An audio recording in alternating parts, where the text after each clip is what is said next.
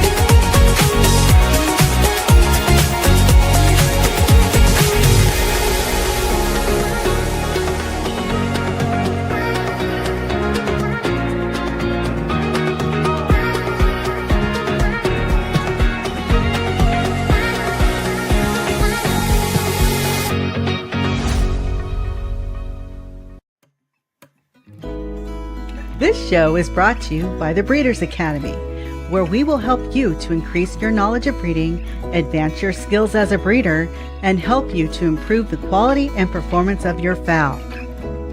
As a member, I'll provide you a roadmap that you will need to create a true family or strain. We can help you to turn your flock of hybrid crosses or mongrels into a pure family or strain, and show you how to continually improve that strain each generation. We'll start by showing you how to select your seed fowl and how to turn that seed fowl into a high-quality foundation strain. Our proven breeding programs and specialty courses are designed to take you step by step through the breeding process. And best of all, I'll be there to help you every step of the way. We urge you to check it out. You have nothing to lose, and you can cancel at any time. Simply go to www.breedersacademy.com to sign up. The Breeders Academy will not only change the way you think about breeding, but improve the way you breed your fowl. Okay, welcome to another episode of Bred to Perfection. I'm Kenny Troiano, and I'm here with my wife Nancy and my guest Brian Reeder. What's up, guys? Yoo-hoo! Man, so nice to have you here, Brian, because you've become such a huge contributor to the Breeders Academy and help my members, and the information you provided the last few years has been awesome, you know. And when you told me you were going to do a channel and start teaching and even do some consultation, I just got really excited about it. So this is awesome. I'm glad you're here. Great. Thank you. I'm glad to be here. Yeah. So Brian, like I said, he's done a lot of videos for us, a lot of masterclass videos. I think we've recorded 24 hours altogether worth of video. It's at least close. Yeah. Yeah. I know we did a 5-hour, an 8-hour, and a 10-hour segment. And we talked on and off since then as well. And there's a lot more to come. I got a lot of videos coming, and Brian's planning on coming on the show. Let me see. And if you're interested in getting more of what Brian does, go to, it's not, hold on a second. Go to, I think you can go to Amazon.com, right? Yeah. Purchase they're books. available on Amazon. Yeah. Yeah. And like I said, he does consultations. So you contact him, and you can talk to Brian personally and get some of your answers or your questions answered. And we're going to talk a little bit about your new channel. Tell us about your new channel. Well, I'm really excited about it. It's something I've wanted to do for a long time. And just one thing after another, I didn't have the technology, didn't know what I was doing, didn't know how to bring it together. And honestly, working with you helped me to bring it together and forced me to get the technology together. And from that, I realized, oh, this isn't actually as hard as I thought it was. And so during the winter, I, had some time when I wasn't out in the gardens, and I just recorded a bunch of stuff. I've recorded, I think there's about 58 episodes I've got recorded. There's, I think, 25 that are edited and already uploaded and in the queue. And what I'll be doing is I released 5 Tuesday to start with, and then I'll be releasing episodes every other Friday beginning on July the 4th. And that way, what I've got uploaded will span a year. And that will give me enough time to spend the winter editing what I have filmed that's not edited, as well as filming new videos for the channel.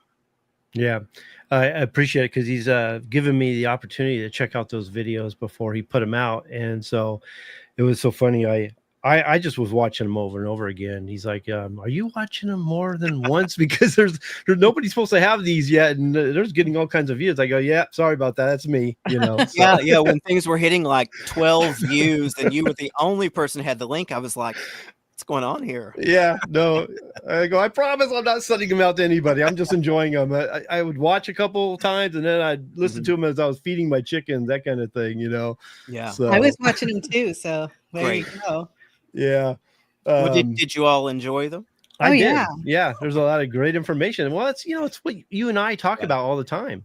It's the same information that's in the videos that we've done, And, yeah, exactly. Yeah. So that was really cool. So, make sure this is a good time to, make sure to join the Breeders Academy. We have a lot of information in there. You've got the Founders Program, the Masterclass videos, the Members Roundtables, and the programs and courses actually support the Founders Program. You're going to get all the complete collection of live shows and our podcasts. We do daily articles. You're going to get expert advice from Brian Reeder, Peter Brown, Dr. Gallardo, and we do coaching calls. So you're never by yourself. You always have help when you need it. And like I said, this is a good time to join. Just go to www.breedersacademy.com to subscribe. Get your questions in. This is a good time to get Brian to answer some of the questions you've always wondered when it comes to genetics, poultry colors, that kind of thing.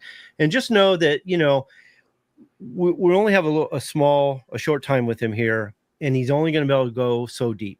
So if it's a complicated question, you might have to contact Brian, do a consultation. That way he can go deep. I know Brian will spend all the time he needs with you to make sure you get it. So there's no worries there, but try to keep your questions short, to the point, and know that if they're too complicated, we might have to answer them later in a consultation. Okay. So any questions yet, Nancy?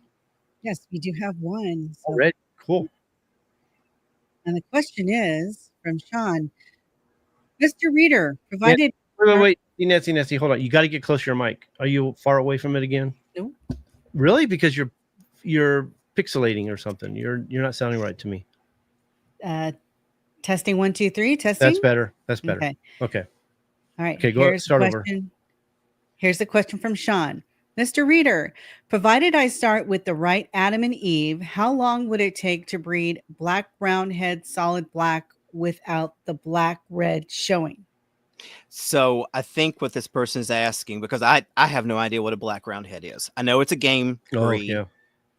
Means nothing to me. Yeah. But I know what they're asking, which is they want a solid black chicken, and they've got leakage in the males on the hackle and or saddle and shoulder. And so he's asking how long it would take. It's going to take as long as it takes. And I know that's a non-answer, and I know that sounds like I'm being flippant, and I don't mean it that way. Here is the key. the females, okay, you need melanotic and recessive black to have a solid black male and a solid black female. The problem is recessive black, there's several different genes that fall under that category. The recessive black genes are sex expressed, which means that the female can express it as a heterozygote. So you can have heterozygote hens and they will be solid black.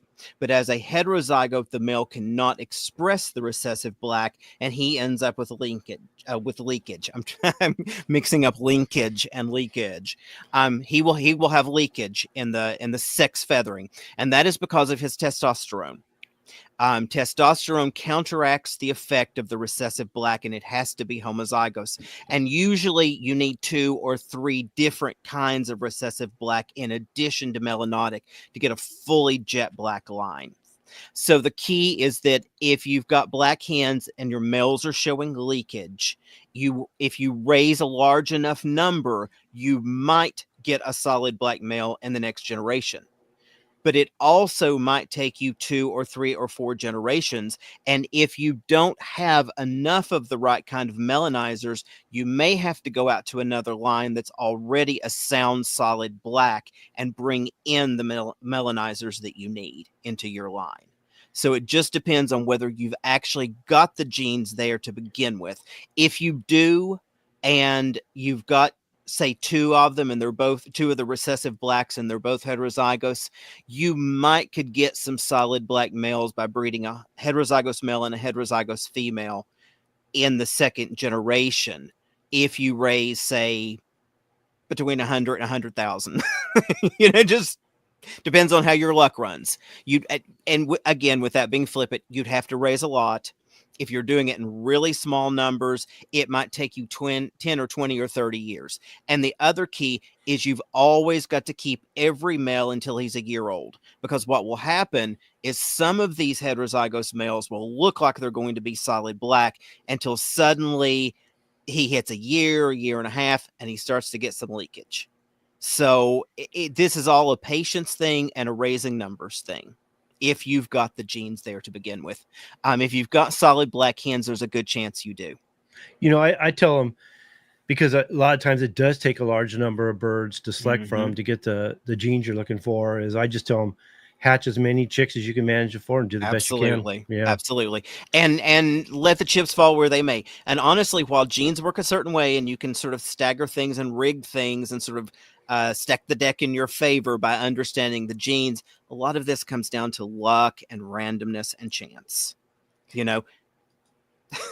What is melanomic? What does that mean? Melanized, that means an increase in eumelanic pigment. Eumelanic pigment is the pigment that makes black pigment. So a melanizer or a melanotic is a specific melanizer that is a dominant melanizer that's linked on the chromosome with pattern gene and ginger, dark brown. So there's melanotic, and then there are these 2 or 3 or 5 or 10 genes, we don't really know how many, that I group and lump in this category of recessive melanizers.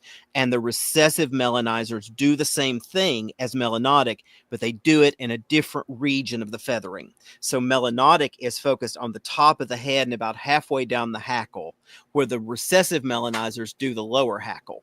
So they turn red pigment or silver or gold pigment areas, pheomelanic areas, when a melanizer is present, shows more black than normal.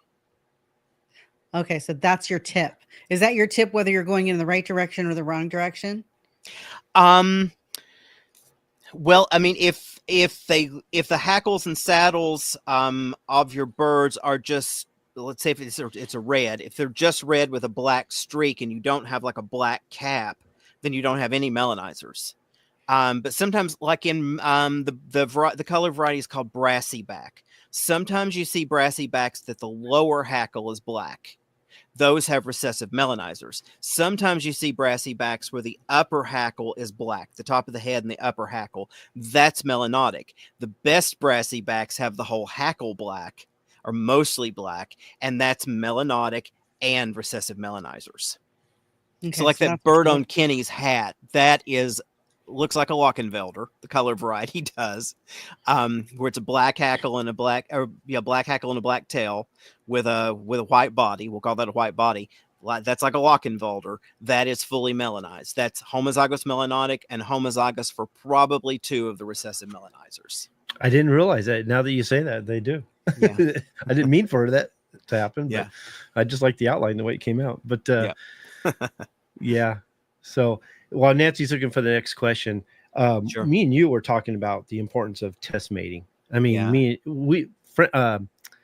Brian and I were talking for like an hour before we even got on the show, and we had a great conversation. I told him, man, this is stuff that needs to be on the show. But talk about test mating, the importance of it. That you can't create a strain, improve it, maintain it without test mating. Well, because no matter what you start with, no matter whether it's game birds or production fowl or ornamental breeds, no matter what it is, no matter whether it's the finest show line or you order it from the hatchery or you buy it at the flea market, or you're trying to make your own breed, no matter what you're doing, you've got to test mate to begin with so that you know the potentialities. And especially if you're starting with a pure breed, if you're starting with let's go standard bred. If you're starting with something that is a breed and you're wanting them to basically all be like clones, before you set in and start doing that, you've got to test mate. And the reason you're going to test mate is because in order to inbreed, and whether you're making a breed of your own, you're going to end up having to inbreed. That's how breeds are made. Whether you're going to refine a purebred, whether you're going to improve a production line, anything where you're going to manipulate the genes and select toward an extreme of something, you're going to inbreed.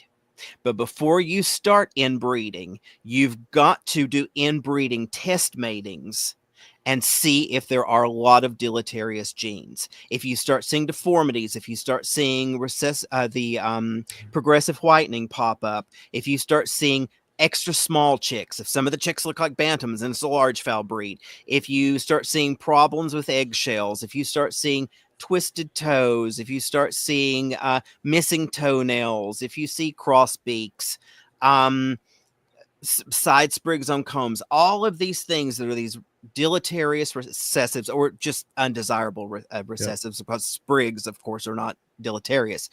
But you want to know what they're carrying.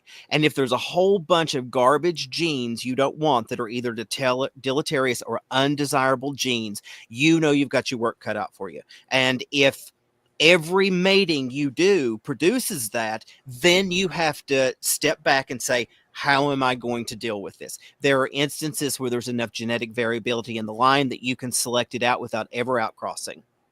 There are instances where there's no genetic variability within your line, and then the only thing to do is to bring in another line, whether it's the same breed or a different variety of the breed or a different breed or a landrace or whatever it is. Then you have to determine what your course of action is going to be. And you can't know that without those inbreeding test matings at the beginning. So the most important part when you get a line is the first thing to do before you ever do any outcrossing. If you're going to breed pure, before you ever do anything, is you inbreed it. You breed brother to sister if that's what you've got. You breed first cousins if that's what you've got. You breed daughter to father, son to mother. And you see just how bad things really are on the hidden level. Yep. And you may have this line that's the best looking line that ever was. They win every ribbon at every show. They're the finest show line of your breed and variety that ever existed. And they might be garbage under that beautiful feathering. Yep. You know, I've had those many more times than once. And then you have to step back, and that's where you start to do your gene shopping, and you step back and think, what is it that I need to fix this? And anytime you're going to make an outcross, you want to try to bring in as few extraneous genes you don't need as possible, because every extra gene you don't need is something you're then going to have to turn around and breed out. Yep. So that's where understanding the color genes and the E alleles especially, the E allele, the S allele, and the APH or APHI genes, those are the base. Those are the most important points, because let's say I want to breed golden laced, and my golden laced have a problem, and I want to bring something else, and I found a line of partridge rocks that are really, really good. They don't have this problem. Well, partridge rocks will work because they're both on EB, they're both S plus, and they both have pattern gene. So all I'm going to try to do is add melanotic and Columbian and the rose comb and the rounder body to get back to my golden laced Wyandottes. That's something that golden laced Wyandottes were made with partridge rocks to begin with. So, you know, and partridge cochins and partridge rocks are the same thing, except one's clean-legged and one's feather-legged. They've been separated long enough that the lines aren't just alike, but they came from the same stock. Yeah. So that's the thing. You have to kind of determine what you're going to do. Now, if you've got a line and they breed well and you don't see problems popping up, then you can inbreed all day. You know, that's when you're in one of those really special circumstances where you've got enough genetic diversity and you've got low enough deleterious problems that you can then just proceed. And that's when you're really, really lucky. Okay, I see a question. Yes. With my white American game, about half the offspring have had color of some sort coming through the feathers. Can you talk about the breed, how to breed that out? Well, it depends on what your whites are, because Yeah. white's not a color variety. White is the result of a bunch of different color genes. So if they're recessive white, you probably can't breed that out because some recessive whites just do weird things. But most recessive whites will cover everything. So generally, if this is happening, this is the dominant white. So let's just say this is the dominant white. So what could be the problem? What could be letting color show through? Now, if color is showing through on dominant white, that means it's gold or red. So one thing you could do is get those to be a clean silver underneath the dominant white. The other thing that may be happening is that you may have a solid black bird that has dominant white that makes a solid white chicken. And by chance, your black bird under the dominant white has some color leakage in the hackle, just like we were talking about with this black example. And then you would try to cover up the color leakage. So that what you would be wanting would be to bring in a really, really sound black or to select against it. The simple answer that most people are going to go to is to say, don't ever breed from the ones with the color leakage. But if all your males have color leakage, you can't probably fix that without raising a lot. Because when you start doing the Punnett squares and you figure out how many birds it takes to get a heterozygote for 2 genes, homozygote, you're looking at 1 in 56, and then it's going to be double that because only 50% of them are your males. And even then, you can't be sure on your hens. You know, you can never know if a solid black hen is the homozygote or the heterozygote. You've got to get your males homozygous. How do you know what type of white you have? What are the... You'd have to do an outcross as a test mating. Yeah. Cross it to red duckwing, any kind of red duckwing. Now that's BB red in the hobby. Cross it to a BB red. Do you get red piles or something red pile looking? If you get something red pile looking, then it's dominant white. If you don't see any white whatsoever, it was recessive white. Yeah. So test mating, again, my answer for almost everything is always going to go back to test mating. Yep. And here's the thing. You may not think that, you know, you can do test mating and actually be breeding at the same time. Let's say you bought a really fine show line of partridge Wyandottes and you want to just breed them as they are. You don't want to outcross them, do anything. You don't want to do anything. You just want to breed these beautiful partridge Wyandottes. Well, go right ahead, start. But treat the first few generations as I'm figuring out how they actually work, what problems are going to appear. Now, if by chance you're 3 generations in and you've never seen a problem, well, congratulations, you've been successfully breeding for 3 generations. And you've just proven to yourself that you've had successful breedings and that you've been actually doing your thing for 3 generations. But if 3 generations in, every generation you've seen problems and they've gotten worse every generation, that's when you have to step back and say, okay, I've got to do something here. Now, I saw a question come up. How can I identify a partridge hen that produces lemon hackles? She'll have light colored hackles. I mean, I know that sounds flippant again, but and she's going to produce she'll produce lemon hackled males. Yeah. She'll be lighter. Her ground color will be lighter. She will have, now her hackles won't be maybe, and I know what this person is asking. I know it can be hard to tell. Oh, and partridge. Wait a second. Now, is Jose? Is this a game breeder or Yeah. an ornament? Okay, okay. Same Partridge means something completely different to Yeah, I you know. guys than it Yeah, means yeah, to me. yeah. Because immediately I've gone to Partridge Wyandotte the way they breed them in England, as opposed to Partridge Wyandotte Like the my way birds, we we call breed those them. partridges. Yeah, that's duckwing. Yeah. So okay, let me retract. The way you get to the limb and hackle on them, it's still basically the same, but you're looking for the hens with the lightest ground color. So she'll have lighter hackles. She won't be orange. You're looking for yellow hackles. She should not have a dark red cap or a red line around her face or down her throat. The whole hackle needs to be an extremely light orange to a darker yellow. Yep. That is the hen that can then produce the lighter lemon colored hackles in the males. But then also her back should be a slightly lighter color than your regular BB red or partridge. You're welcome, Nathaniel. But yeah, it's just simple visual identification. You just look for those lighter colors. And that's basically it. Why do I get many mahogany offspring from seemingly proper copper-colored black copper Morans, parent birds?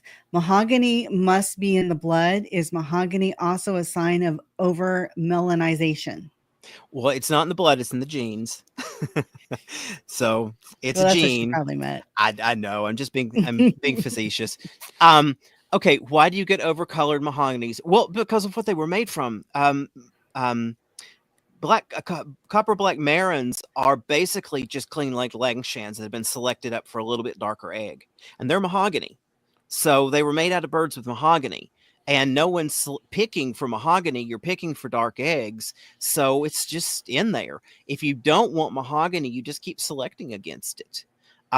Oh, and here's another thing. For every question that's been asked today, please don't breed from 6-month-old birds and think you're going to accomplish anything. You need to be breeding from birds that are 2 or 3 Yep. or 4 years old. And I'm talking about the hens too. I know everyone was, oh, we've got to get that first pullet flush of eggs. She'll never lay like this again. If she'll never lay like that again, you need to get another line, would be my suggestion. No, And my I hear, members are yeah, my members are well aware of that because yeah. I don't never breed from birds that are under 2 years old. No, So no. And they that's know that another well. thing with the test mating is breed from those older birds. But here's the thing. Mahogany can maybe not be as visible in a year-old bird, and in that second year molt, it becomes super visible, especially in males. In your hens, here's the other key. In the hens of the black copper, what black copper is extended black without the melanization. It's great. This conversation, this whole thing has turned into a conversation on melanizers. Okay, if you have solid black chickens, which is what the black Langshan is, and then you take off the melanotic and you take off the recessive blacks, what you're left with is the black copper marin. Okay, so that means the hen's body is completely covered in black, and maybe she's got a little bit of red that shows up on the breast, but she's usually solid black with just, orange hackles. Well, the key is identification on the females, because you can easily identify the male that has mahogany because he'll have the dark shoulder when he's mature. But the hens are much harder to tell because even a mahogany infused hen is basically still going to have orange hackles. So where you want to look on those black coppers is on the top of the head. Does the hen have a darker reddish coloring on the top of the head? If she does, she's going to throw the males that show the copper in the shoulders. Or the mahogany, the dark coloring is going to come out in the shoulders from those mahogany headed hens, but she's still going to have the orange hackles. So what you want is to select the hens that don't have the dark orange, the dark red on top of the head. You want them just a solid sound orange throughout the hackles. And then you're going to start producing males. But honestly, I mean, I know if you're showing, I know it matters. I'm not trying to put down selecting for these things, but if you're breeding marins, just pick for those dark eggs. Mahogany's great. It's fine. Who cares? It's just there. Well, she's a member. She's trying to perfect the breed, and breeding to color is part of that. So she's gonna. Well, I know, but I'm not sure that. I mean, does it specifically say in the standard no mahogany? Because most of these standards are written so vague that it's kind of up to interpretation by the individual breeder. Yeah, no, I don't know that for sure, but I do know I don't either. my members, they've kind of followed my direction in that we want to create a family. I mean, you and I talked about a second ago. The idea is to try to get them as uniform, consistent, more predictable, more repeatable as possible. Right. Then you got a family. So that's what they're trying to do. They're trying to get a family that they can reproduce. You know? I'm always I do too.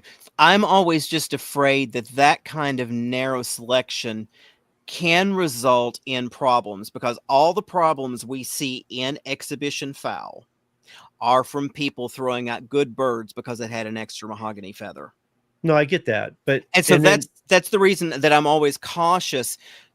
I would think that a good way to approach it would be, anytime you have two birds that are equally sound, pick the one that doesn't have mahogany. But if it comes down, if it does come down to this is the better bird, but it's got a little mahogany showing, I would pick that, and I would keep working to correct the color. The problem that show breeders have too often done is they rush to get the color perfected. And in that rushing, they accidentally throw out the baby with the bathwater. No, I get that. Yeah. Now, seeing so much variation, are we dealing with a polygenic trait there? Maybe. Here's the other thing. Mahogany can only express in the presence of autosomal pheomelanin. Autosomal pheomelanin is the platform upon which mahogany can express in the phenotype. So if you have a bird with mahogany, but with the inhibitor of autosomal pheomelanin, the mahogany still may not show. So that then skews things and makes things look non-Mendelian. Would it show in a few generations if you kept? Maybe. Maybe. It depends. I mean, if you're homozygous for the inhibitor of autosomal pheomelanin, very, very little. The mahogany you might see one mahogany feather on a rooster shoulder, or a 3-4-year-old hen might get a little mahogany up on top of her head. That would be it. So would gene shopping be a good idea here, as far as going and getting the genes she needs to improve on them? This is an instance where I would say no. Unless she could find a line of the black copper marins that already had the mahogany bred out. And I don't think there are any, because if you outcross these marins, you're going to start losing the egg coloring, and the depth of the egg color is the point with them. Okay. So if she hatches enough chicks, would she get some that show it? If her birds aren't homozygous, yes. Okay. Yes, absolutely. And she could proceed from there. But again, I will caution strongly, pick the better birds. Pick the best behavior, the best disease resistance, the best conformity, the conformation of the bird. Put all of those things in front of perfecting the color, because you need a sound bird when you start trying to perfect the color. Because if all the birds are not equally sound birds and you start trying to perfect the color, there's a chance of getting a beautifully colored bird that's an empty package. And that's what way too many show lines are. And you and me say it all the time, the colors always last. There's things that are more important than color. Very, very last. Okay. Yeah. Yeah. Mm-hmm. Is there a way to tell if a bird is silver based or gold based if there isn't any leakage? Oh yeah, absolutely. Cross it to a red duckwing. Yeah. That's the answer to all your questions. Test mate, man. Test made it to a red duckwing. Go to the red jungle fowl coloring. And basically what that would do is, let's say you have a white bird and you don't know if under the full melanization or whatever it is, you don't know if it's a silver or a red, or you've got a solid black bird and you don't know if it's a silver or a red. If you cross it with a red duckwing and you're careful to utilize sex linkage, then you will see, because remember that the silver male, homozygous silver male, always throws all silver daughters, where a homozygous red male always throws all red daughters. So that's how you tell. Now, if that's a black bird and you cross it, all the hens are probably going to come out and be black, and you're going to have to look for just a little bit of leakage. But if you get one hen with even two feathers showing some leakage, you'll know if that's silver or red, and that'll answer your question. Yeah. The males, if you cross a black male to a red hen, and all of your males come out red, you know for a fact that was a red male.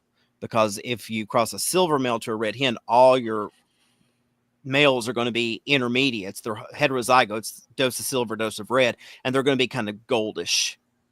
Yeah. So you utilize your sex linkage and you outcross to the duck wings. Okay, so I was reading Mr. Reader's blog the other night, and in a comment, he mentioned something about recessive white being deleterious. Could that be expanded upon? Oh, could I? Do we want to go into progressive white while we're at it? Do we have another hour? Let me just do something that's much easier. Let me summarize. Almost all of your genes that reduce eumelanin are deleterious. The key is how deleterious are they? Anyone who's bred blue and the black version of the blue, so let's say you've got blue breasted reds and black breasted red games, and you're breeding those out of the same group, you've not separated them. Over time, you'll come to see that the black ones are a little hardier, a little better than the blue ones. It's not enough to disqualify blue, but it's still deleterious. Recessive white, there are multiple forms of recessive white to begin with. One is kind of deleterious. You know, all recessive white birds are going to be weaker than their colored counterparts. Yeah. Not all recessive white birds are going to be really super deleterious, but some versions are. The version of it that comes from, I think they call it Minohiki white. It comes from the Onagadori and the Minohiki, and I think white silkies maybe even have it. It's not that deleterious on the silkies, but it's wildly deleterious when you combine it with these non-molting and long-tail factors and progressive whitening and stuff.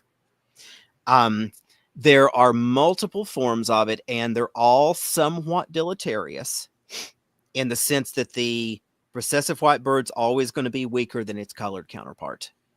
How deleterious they are is going to depend on the version of recessive white that you've got. And I will also say a really interesting thing. The least deleterious of all of the eumelanic diluters is dominant white,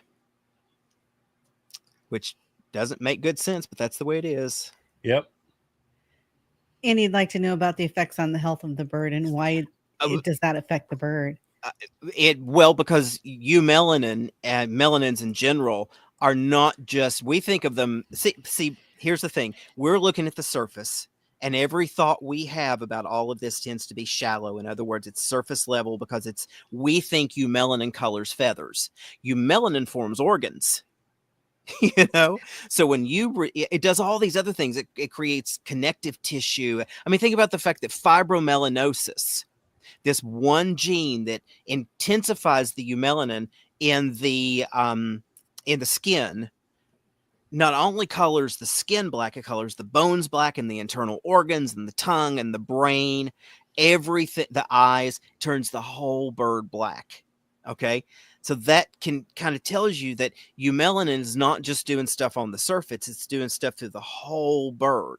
So the reason recessive whites are so deleterious, and this is the same for progressive whitening, is because these are deformities of the melanin production, which results in us seeing a phenotype, but actually is doing a whole lot more than just what we see visually on the feathers. It is also causing problems in the developmental phases of all the organs. So that's why they don't lay as well. That's why they are not as healthy. You'll see more susceptibility to disease. Remember, even the immune functions derive in the original developmental chain out of the neural crest where the melanin is first laid down.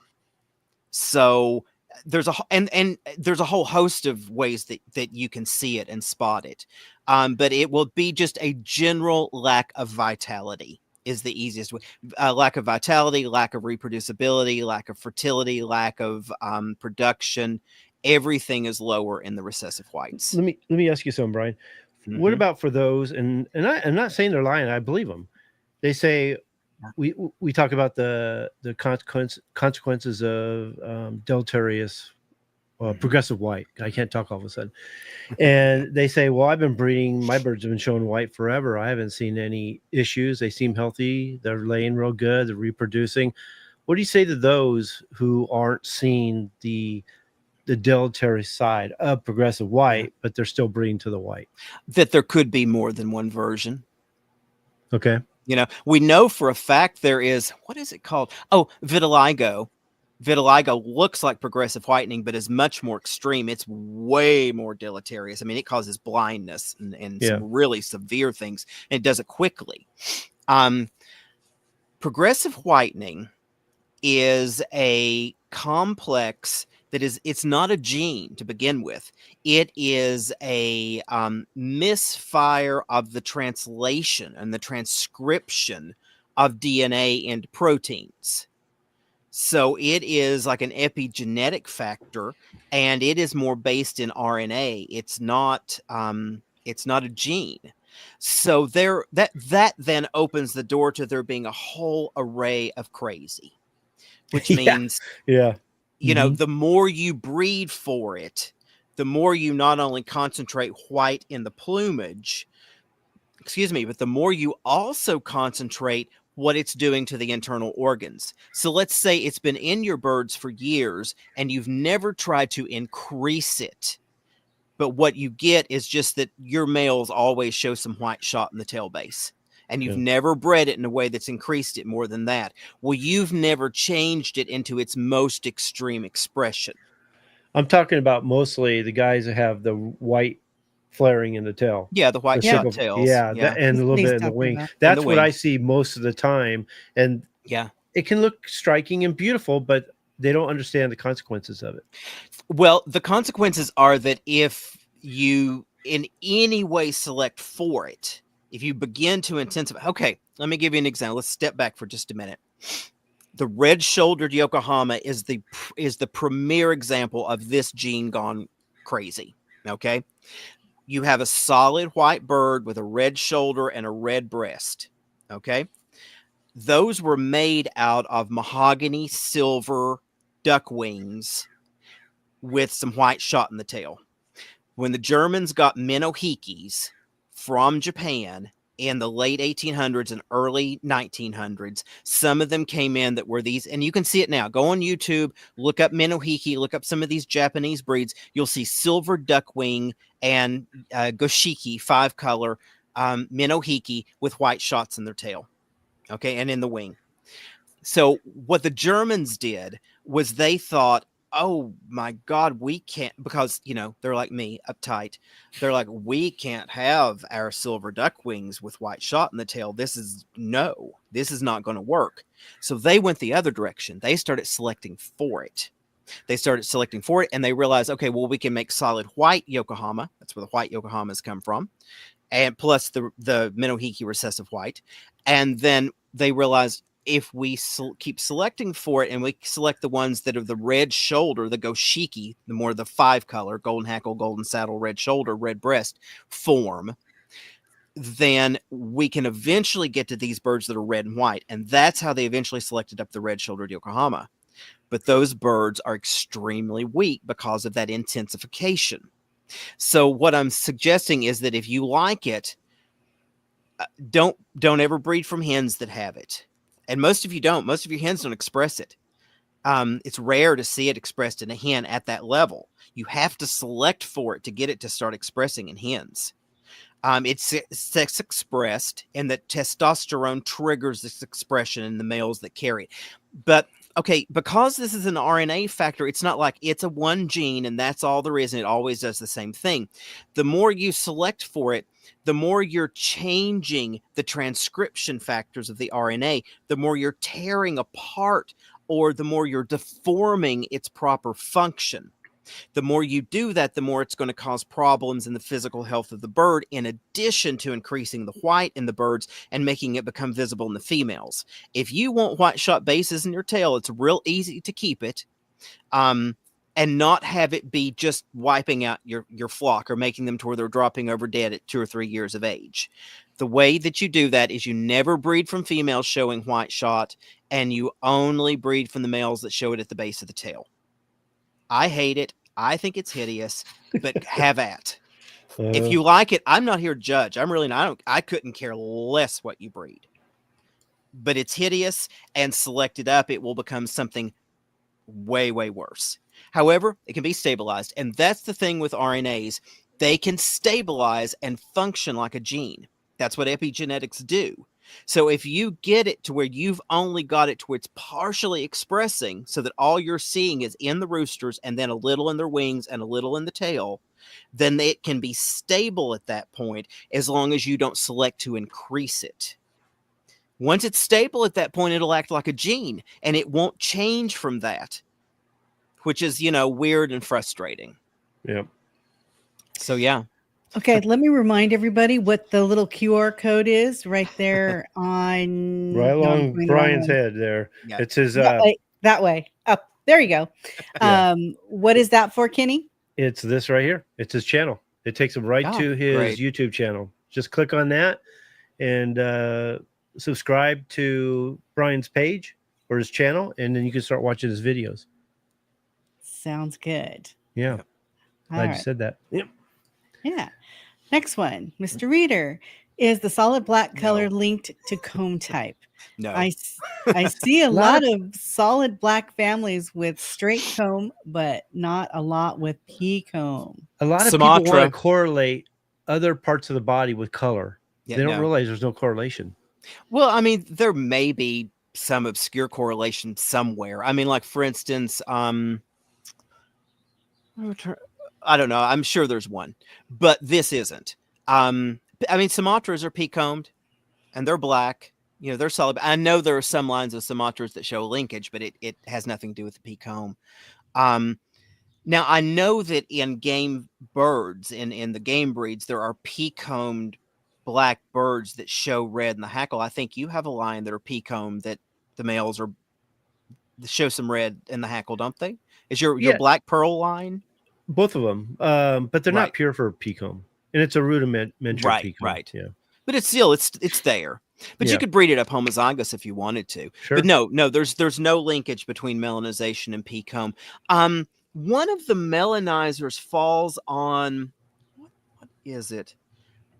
There's a gene that does phenotype that falls on the same chromosome as pea comb, but they're not closely linked.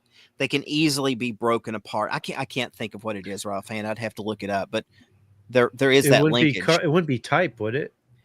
Oh no! I'm talking about a single color gene. Oh, color gene. Oh, yeah, like maybe pea comb. Thank you. Like maybe pea comb is on the same chromosome as. I'm wanting to say it's on the same chromosome as olive egg. Actually, yeah, that's it. It's olive egg. Yeah. Because with the American game, when you look at the ones with single comb, straight comb, as like they like to call them, they do tend to have a more Bankiva type. Yes. In conformation. And then you got the pea comb. If you look at them close enough, they tend to resemble more closely to like an Asian acyl type. So, well, and sometimes that's just superficial, and sometimes it's a real, marker of heritage.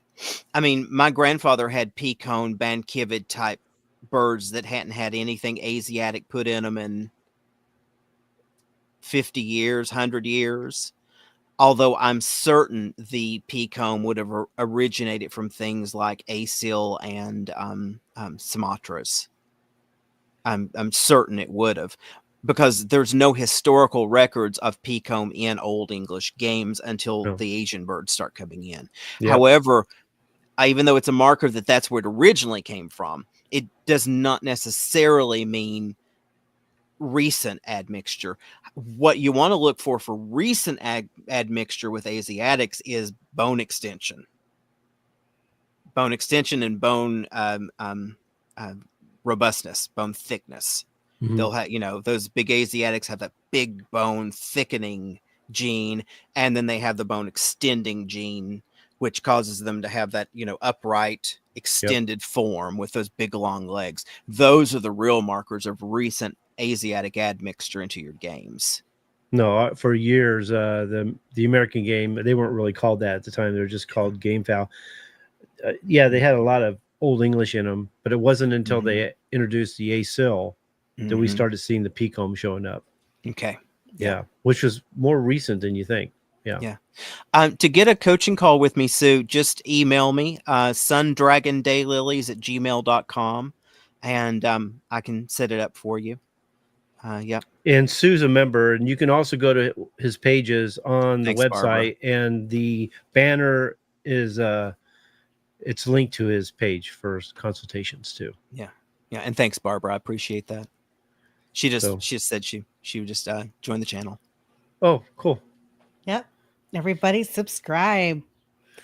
Good. Okay, We Mr. got- Reader.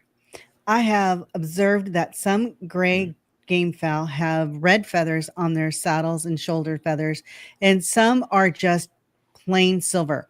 Does the red color mean they have recessive genes? No, they actually are missing a recessive gene. They have its dominant genes. That's mahogany. And the only reason you can see it is because they have a dose of autosomal pheomelanin showing. A good clean silver will be completely homozygous for the inhibitor of autosomal pheomelanin. And if you're seeing red in them, then you've got a dose of autosomal pheomelanin showing up, and that's allowing some mahogany to show up. Okay. Brian, you may be assuming he's talking about the mahogany grays. Now talk about the ones that aren't mahogany, because that may be what he's talking about. Just have like light red in them. They're not the mahogany, because the mahoganies they breed true, right? Well, no, not on silver. Now silver mahogany, that's a completely different thing. Yeah, no, that's what I'm talking about. But I'm talking about the silvers that have the red in them, but they're not the mahogany silver. Right. Yeah, that's what I'm talking about too.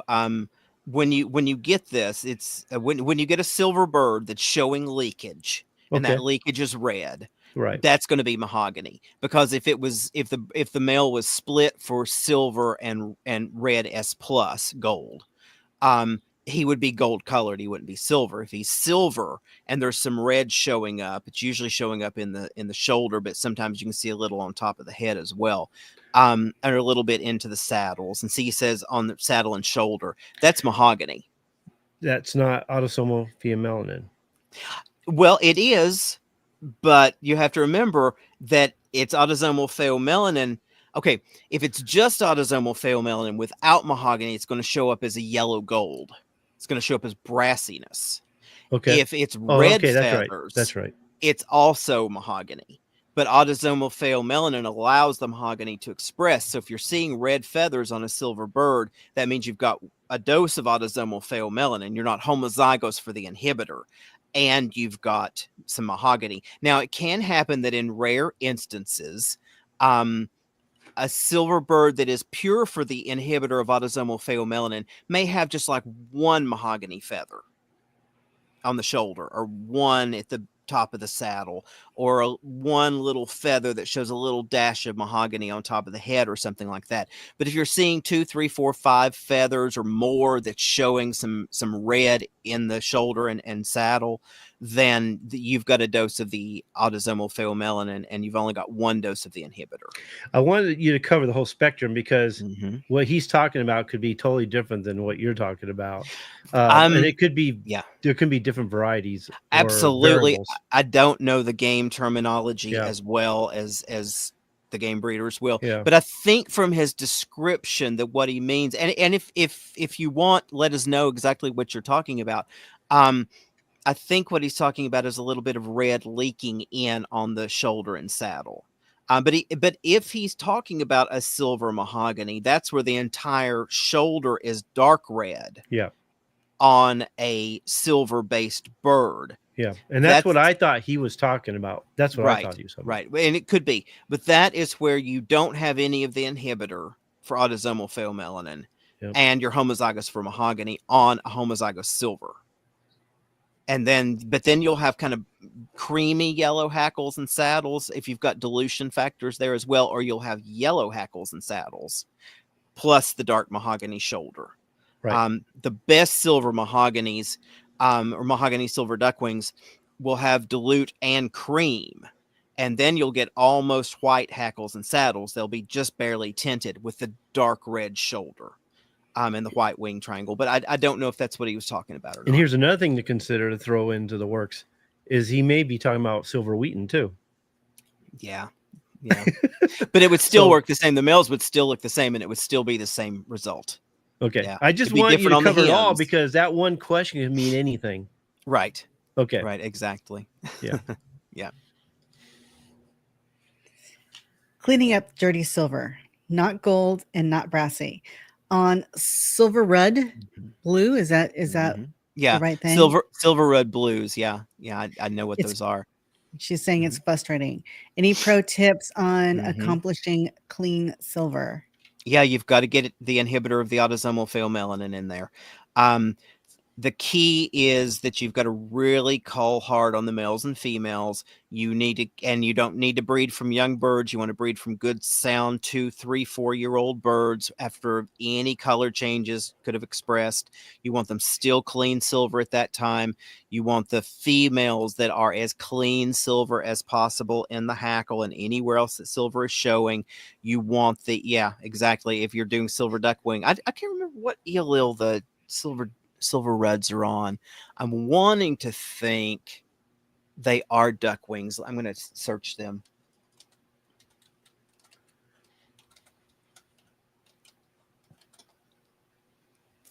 Oh yeah, okay. They are. I see. They're kind of mixing. I think they're on the extended black allele. And so they would have there would be leakage on the males would be the main issue. If you can't select on the females, that's the problem. If your females are all solid blue or, blue, black, and white splashed or black, and they don't have any hackle color showing, then it's extremely difficult to select because you don't know what your hens are. The key is test mating. And what you would want to be selecting for are your males. You would want to try to select the silver males, but if you're not getting them, if you get what looks like a clean silver male, then once you have provenance on that bird for 3, 4, 5 years and he's stayed clean silver, then you breed him to your hens and you take his daughters and breed them back to him as long as he's not producing like, one toe or something, in the chicks. And that way, then you can begin to select up toward the clean silver. But if your hens all have the melanized hackles, it's almost impossible to do. And the way you would want to do it to create the clean line is you would want to find the hens in the breed that have hackle leakage. Even if the hens are supposed to have solid black hackles, you would need to develop the silver line from a group where the hens are not the show type. You'd almost do a double mating scheme. But what you would be doing is you would be picking the cleanest hackled hens where anything that's not black or blue is white, clean white silver, and breed that to those cleanest white silver males. Again, do the provenance, keep 2, 3, 4-year-old birds, breed from proven birds that have stayed clean.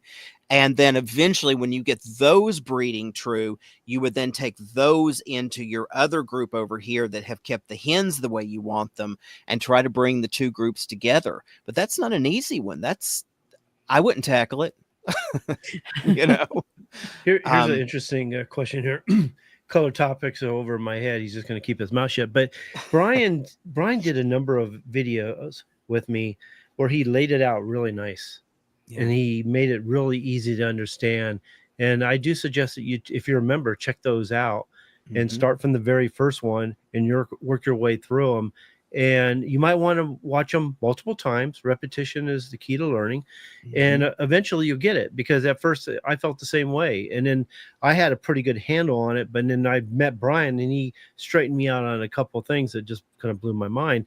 But he gave me I thought I understood it, and I think I did for the most part, but he presented it to me in a way that I was able to retain it, understand it, and apply it. So I would say go check out those videos. He's going to be presenting a lot of great videos on his channel here pretty soon. Make sure you check those too.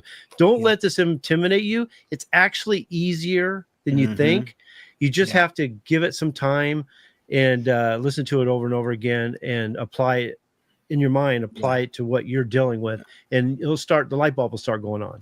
And one thing I would point out too, Garrett, is that My book on color is laid out in a very specific way to teach you the color genes. The most important things to understand are the E allele, the S allele, and autosomal pheomelanin or its inhibitor. Once you've got that down, then all the other genes are just additive on top of that. They just shift things around a little. So that book is laid out specifically to teach someone with no genetic knowledge what's important, what's the most important, and how it's all stacked together. And I want to say this too, and you should buy the books, definitely. Here they are here. I have them too. I have 2 copies of each.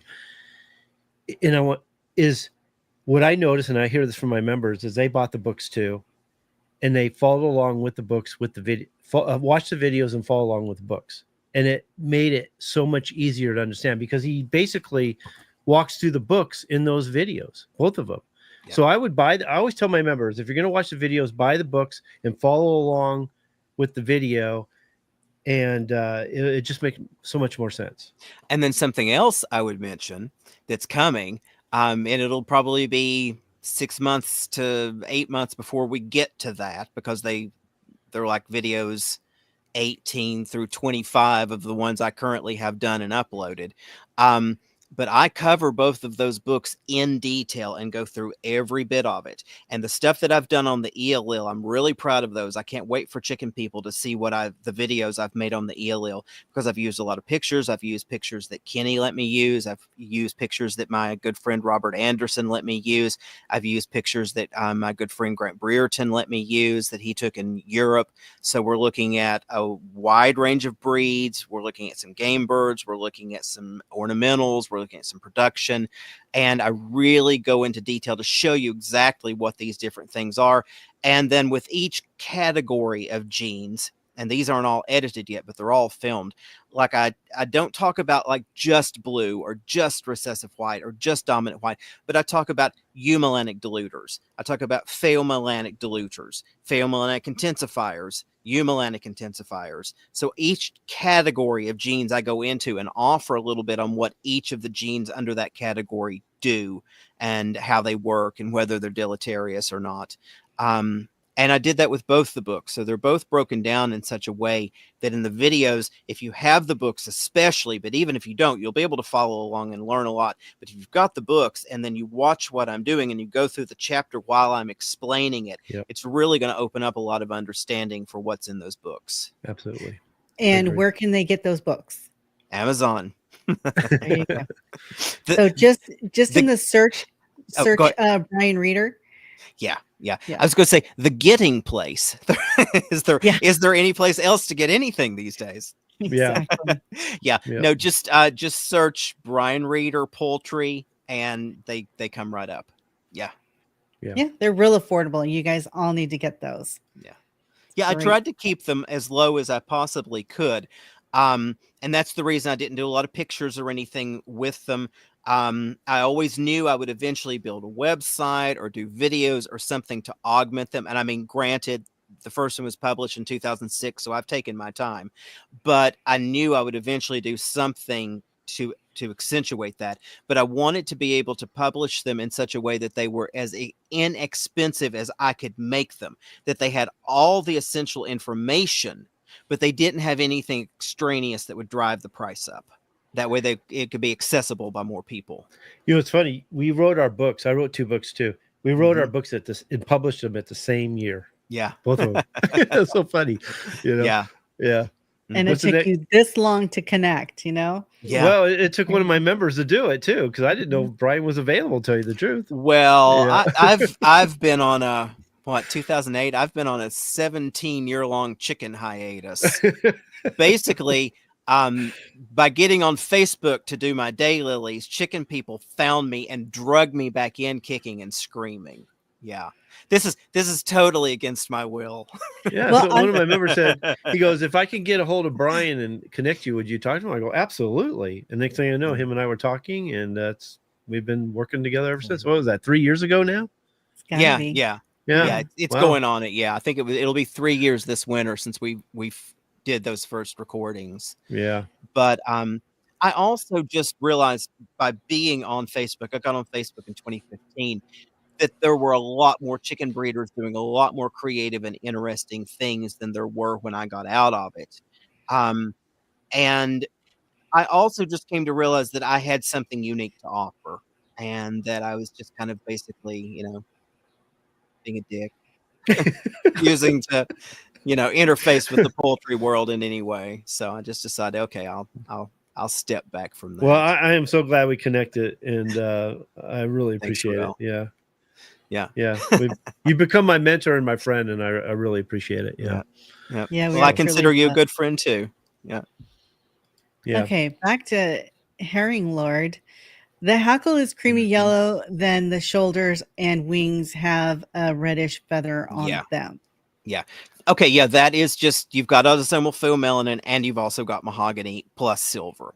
So basically, that's a silver bird with no inhibitor of autosomal pheomelanin and 1 dose of mahogany. You might even have a dose of autosomal pheomelanin inhibitor, but more than likely it's just APH and 1 dose of mahogany. And the way to get rid of that is just select against it. And the key is on the hens. Because it's not as obvious on the hens, but look for a dark ring around her earlobe and around her face and down the front of the hackle.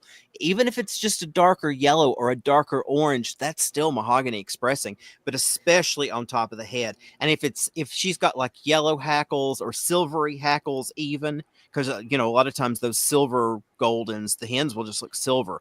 If she's got any mahogany anywhere or any orange on the head or around the face or down the front of the hackle, don't use her if you want rid of mahogany. And if she's got a dark salmon breast, also that's mahogany.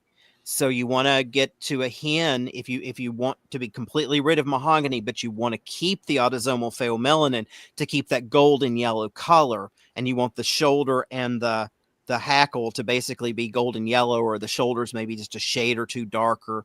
You need to breed out the mahogany, and that's done by selecting away from it in the roosters, which is obvious, but also being really careful in selecting your hens.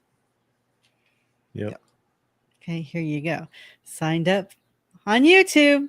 Thanks, Sean. I He's appreciate going it. to Amazon to purchase your books. Thank you, Sean. Awesome. Love that. Yeah. Let's see here. How much do you usually charge for a consultation? Oh, yeah, I don't mind. Consultations are a minimum of 2 hours, and that is because I will take an hour or a whole lot more to figure out what I'm doing and what I'm going to talk to you about and tell you how to correct your issue. And then an hour that is us on the phone or us on video conference, or even me writing out something and emailing you. I've done that as well. And it's basically $75 an hour. So a basic session is $150, and that covers the 2 hours. Yep. Bring your paper and notepad. You're going to take notes. Yeah. Yep. Or record it. If we're on the phone or if we're on video, you're welcome to record it so you have access to it. Yep. Any other questions? All right. We've got one more from Sunny. She has a whitening true blue pair with progressive white. Would it be better not to move forward with this pair? She believes it would be a major effort to breed out progressive white. Yeah. So she's kind of afraid. Yeah, and I would be too. And it is difficult. I know that the whiting true blues express that. I've seen it in them. Even the one on the Murray McMurray website, the rooster has white shot in the base of the tail. So it's definitely in them. I would be cautious about breeding from them. If you've got other things you would rather breed, I would go with something else over them. They would be a last resort for me. Because yes, if you breed the pair with it, you're going to have it in all of them. And if the females are expressing it, then you're going to see it in both, and it's going to start increasing, and it's going to get worse and worse. And they do lay nice eggs. But keep her as an egg bird, and if you've got anything else to breed, work with something else. Yeah. Sounds great. You want to go a little bit further, see if we get a few more questions? I've gone through all the questions that I have. Okay. So I've got a few notes here that we can talk about, and basically it's some of the stuff that Brian and I were talking about before we even got on air. It was a great conversation. I wish I would have recorded it, but we were talking about inbreeding and the value of it. I 'cause can so many- repeat that whole conversation. I know that's what you told me too, you know. So I said, good, here we go. So a lot of people are afraid of inbreeding. They avoid it like the plague, but there's so many benefits to it too. You can't create a strain, improve a strain without some inbreeding. No, all breeds of everything were made by inbreeding. Yeah. That's how it is. No breeds are set through outcrossing. Breeds can be initiated through outcrossing, but you're then going to take the results of your outcross and you're going to inbreed them to solidify them into a breed. And when you think about what chickens are, because let's just for this discussion, let's not use the word chicken, because that treats it like it's a pheasant or a peacock or a goose. You know, these are not Canadian geese. These aren't golden pheasant. These aren't species. These are later generation jungle fowl hybrids. Okay, so if we think of them in that regard, then the only way they became anything other than jungle fowl hybrids was through inbreeding. Okay, so let's say in the wild you have a hybridization event that occurs amongst two related species. Let's say they're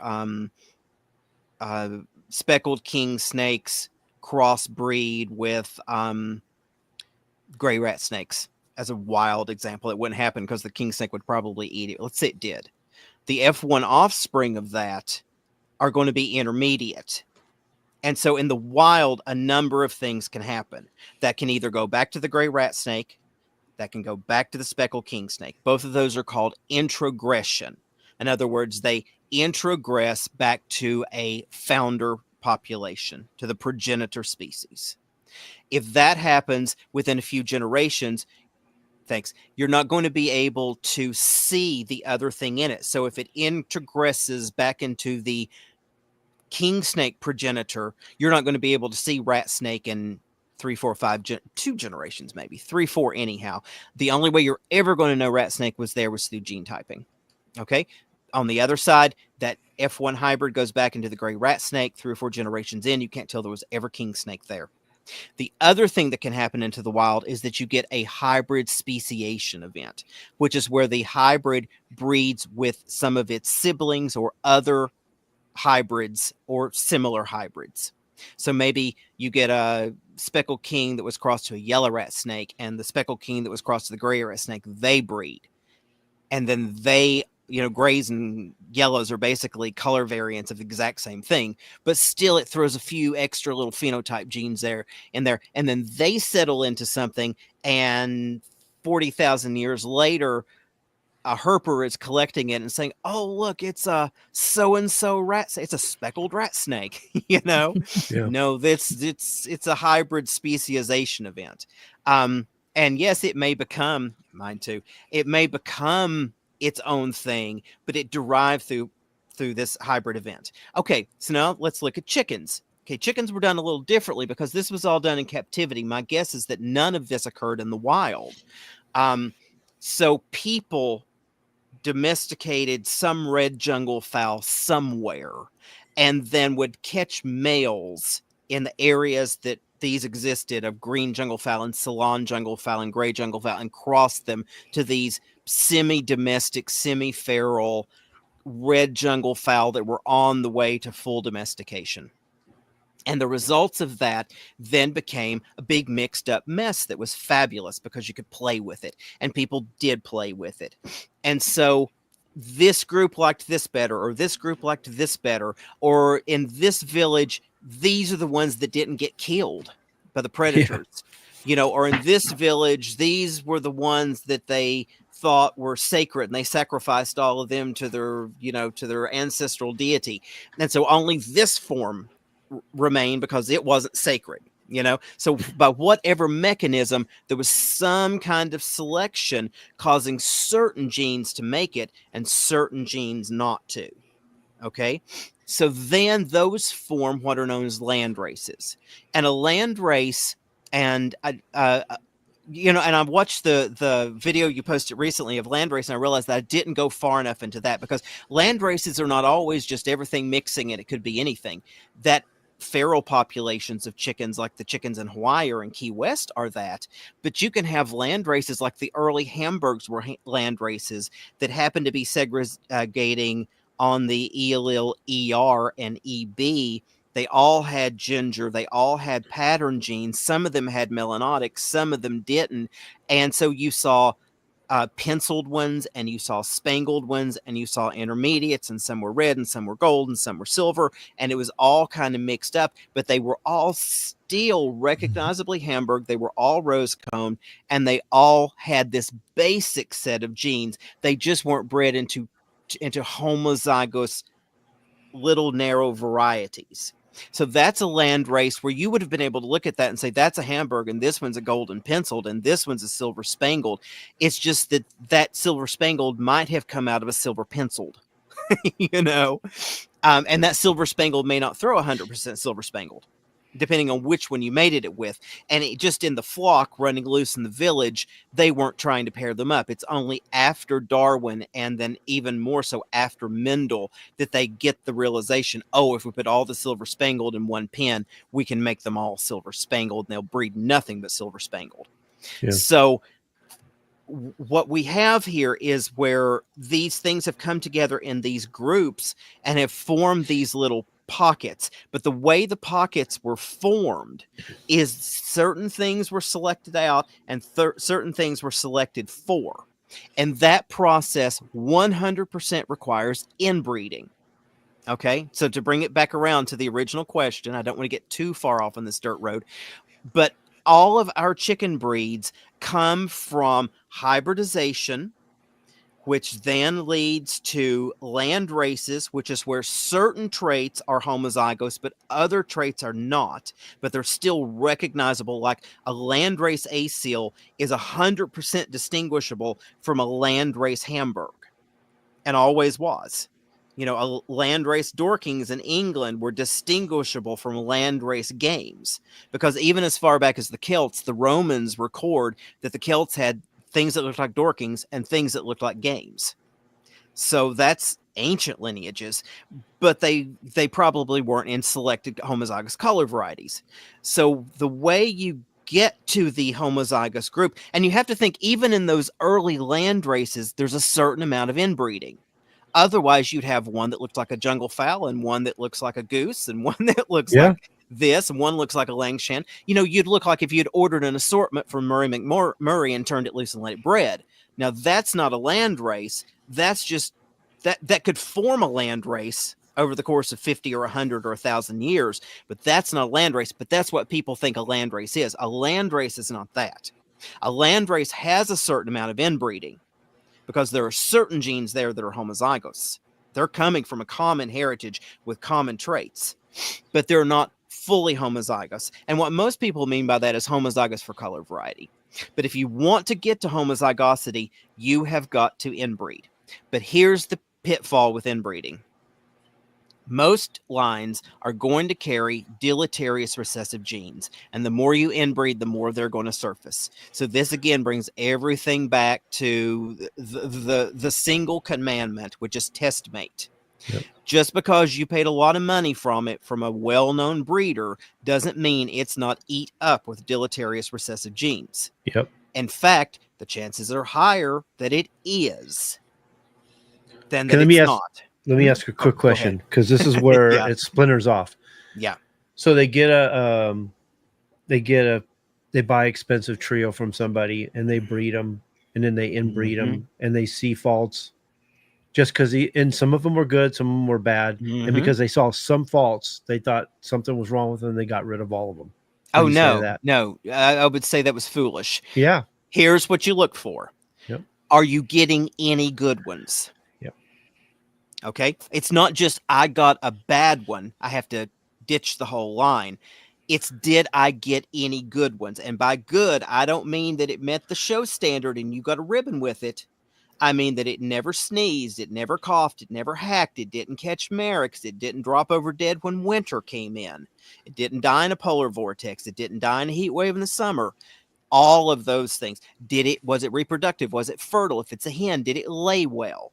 Did she lay as well the second year or nearly as she did the first year? Those are all the things you have to consider before you get to color.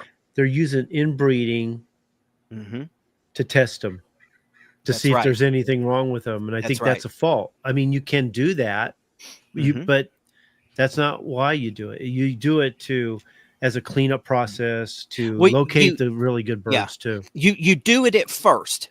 When you get a new, let's say you bought an But expensive you trio. don't get rid of the whole bird, all the Oh, birds, because they show a fault. Yeah. never. Let's say you get an expensive trio of ornamental showbirds. This is what I know more, so I'm always going to lean to that because I don't know all the traits that I would say will still apply to your game birds, but I don't know the fine details you're going to be selecting for. So I feel more comfortable doing this as an ornamental pair or trio.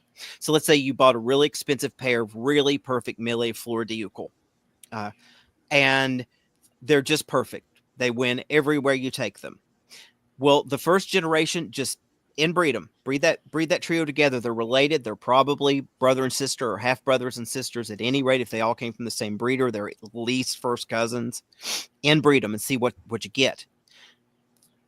If you get good results, inbreed the next generation. If you get good results, inbreed the next generation.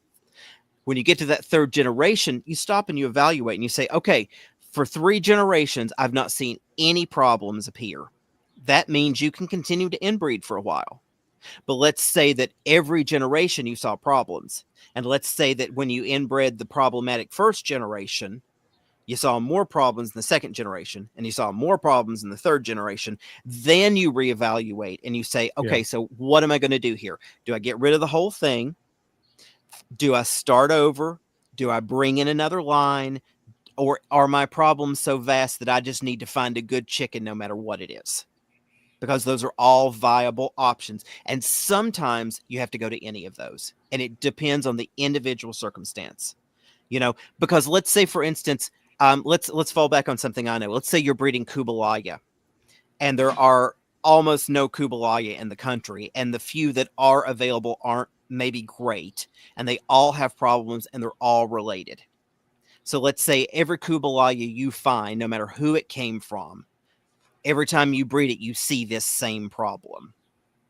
That means that the Kubalaya, as a breed now, has been inbred into this box where this is a breed trait. Shouldn't be, but now it is. Okay? So what do? If you don't have the genetic variation within the breed to break out of that, if they're all homozygous for it and they're all throwing it and that's just what it is, that's an instance where you have to go out to something. And then you would start thinking, what do I go out to? Most people will want to go out to the closest thing to a Kubalaya. They'll go out to a Sumatra, or they'll go out to something like that, where the better option would be maybe to go out to an asil, because that's what Kubalayas are made out of. But make sure they know that they need to do that with a subline. That's right. You do that with a subline. Although I will have to say, I have seen instances where a line was bad enough that there was nothing to salvage, and your only option was the outcross, and you neck the rest. But that is rare, and that's not your first choice. Yeah. You get to that point several generations down the road when no matter what you've done, you can't fix this. Yeah. Then that is what I call a salvage breeding. That's where you're literally going to remake the phenotype basically from scratch. And that's another thing that can be done too. I love Yokohama, but I don't like Yokohamas because they're genetically at the end of their line. If there are any Yokohamas or Minihikis alive in 100 years, that's going to be a miracle. But they could be remade. That's the other thing with all of these. These were all made. As long as the 4 jungle fowl species persist, they can be remade. As long as their progenitor ancestor breeds are still around, things can be remade. All Minohiki is a cross between Shokaku and like an asil or Satsumadori or those Indonesian games, something of that nature. So if you had a phoenix with a red earlobe or partially red earlobe, and you crossed it to, say, an asil or a Malay or something like that, you could remake a phenotype Yokohama. Now, would it be identical to the other Yokohamas that currently exist? No. But why would you want it to be? They're a mess, They've been boxed into a corner, to where they all carry certain deleterious genes. And there probably is a little bit of genetic variation in them. I'm not saying that the Yokohama can't be saved. I think with some intelligent breeding, you could pull something out of the Yokohama, but I'm not sure if you could ever do that without going out to something else. Okay, but that's an extreme example. Let's think about another example. Let's think about something like partridge rocks. There are a lot of lines of partridge rocks around. The catalogs all have lines of them. And then there are show breeders with them. Plus, there are good partridge Wyandottes around here and there. And there are partridge cochins, which is what partridge rocks were made out of. So if you got a line of partridge rocks, and maybe you started seeing some problems, but they've still got a lot of good traits, well, you could try to clean that out of the line without going out to anything. But then if you couldn't clean it up in the line, you could always bring in another line, test mate that line for a couple of generations, create an alternate line, a secondary line, where you cross the new line in and test it for 2 or 3 generations. If that works out, then you can either go over to that line altogether, or you can bring that line into your original foundation line if there are still good enough traits there to warrant keeping it. Yep. But let's take another example. Okay, because there's so many possibilities. Yeah. Let's say you've got black Lanshan. Okay, because they're good. You almost never see a problem in black Lanshan. Someone has to have done something egregious to have ruined a line of black Lanshan. So let's say you got some black Lanshan from Murray McMurray, and they're decent. They're recognizably black Lanshan, but they're not quite as grand as the show Lanshan, and they're not. But they're still 100% Lanshan. You know, they're not. I will sometimes hear people say, "Well, I don't even know what that is." Well, it's a normal Lanshan. It's not a Lanshan in showgirl attire, which is what the exhibition ones are.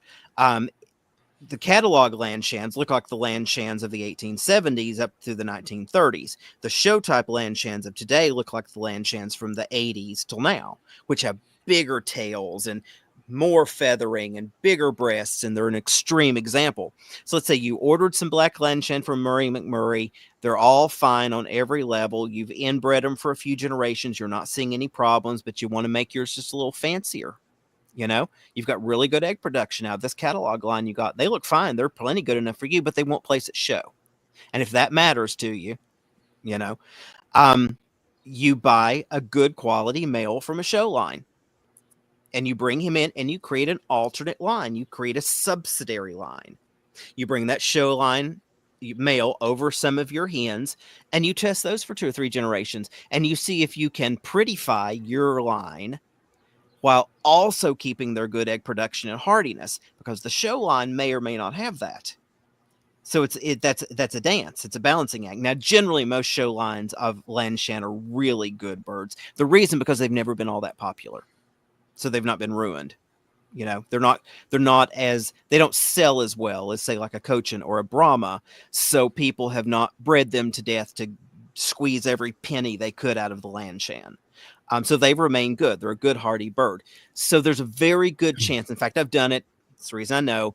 You can take a catalog Lanshan and you can put a show type of Lanshan on him, and you can create your own strain of Lanshan that lay better than the show line and that look better than the catalog line, and that are equally hardy and vigorous and fertile to both. But then there's also the instance where maybe you started with a show line of Lanshan, and they do everything you want, and you've test bred them for 3 or 4 generations, and you know they're not throwing any deleterious. Well, all you do is keep selecting. You get the standard of perfection, and you keep selecting. You select the ones the closest to it. So it all depends on what you've got, the birds you started with, and your objectives. You know, what do you want to do? What do you need to do? What are you trying to pull forward, you know, and make? And of course, you were super lucky because you started with birds that had high genetic variation. Yep. The games do.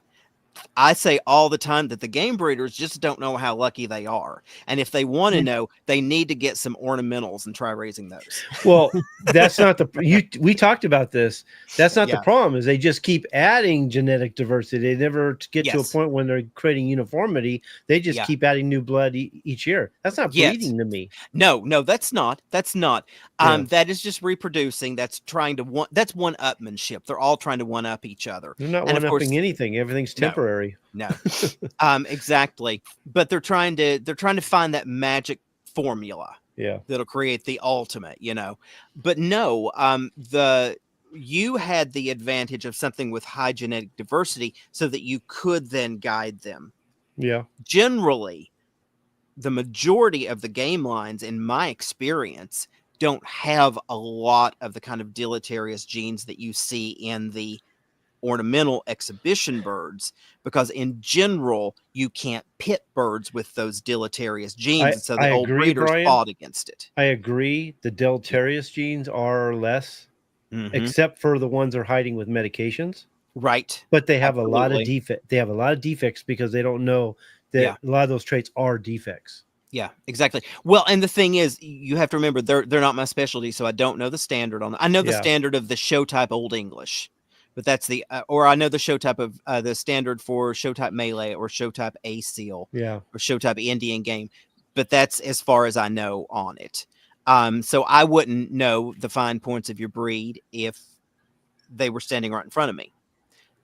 I know that your birds are beautiful and are well selected and are definitely highly selected in beautiful lines, but I don't know the fine. You're welcome. I don't know the fine points of what make them that.